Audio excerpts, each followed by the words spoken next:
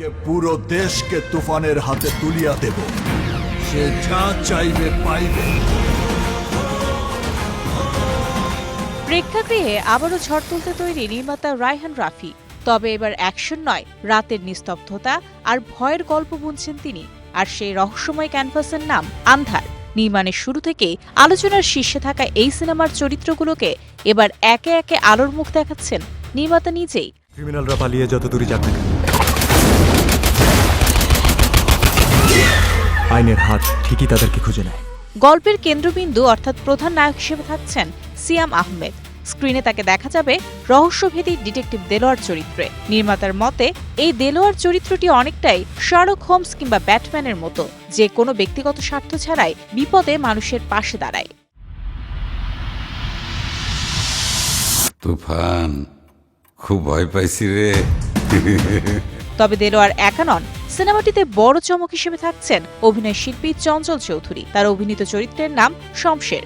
নির্মাতার দাবি, আন্ধারে চঞ্চলের যে ম্যাজিক দর্শকরা দেখবেন তা ঢালিউডে এর আগে কখনোই দেখা যায়নি।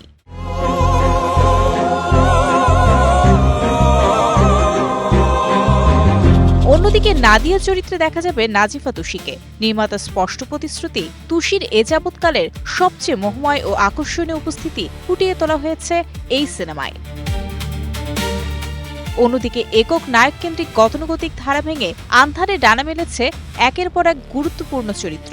সিয়াম আহমেদ নিজেই তার সোশ্যাল মিডিয়া পোস্টে সহশিল্পী মোস্তফা মনোয়ারকে পরিচয় করিয়ে দিয়েছেন ইন্সপেক্টর মনোয়ার চরিত্রে। গল্পের প্রয়োজনে চিত্রনাট্যে নিজে স্ক্রিন টাইম ভাগ করে নেয়ার এই চর্চাকে সাধুবাদ জানিয়েছেন ভক্তরা। একই সাথে সিনিয়র ও তরুণদের নিখুঁত মেলবন্ধন ঘটাতে সিনেমাটিতে যুক্ত হয়েছেন আফসানা মিমি, গাজী রাকায়েত ও তানজিকা আমিনের মতো পরিচিত মুখরা। আর মডেলিং জগৎ থেকে হিমেল চরিত্রে রূপালী পর্দায় ডেবিউ করছেন ফররুক আহমেদ রেহান।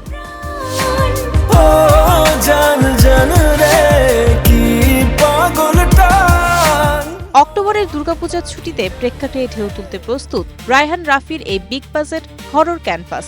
সিনেমা সংশ্লিষ্টদের আশা, আগের সব রেকর্ড পেছনে ফেলে বাংলা চলচ্চিত্রে এক নতুন মাইলফলক স্থাপন করবে আন্ধার। Mario Sen, Star entertainment.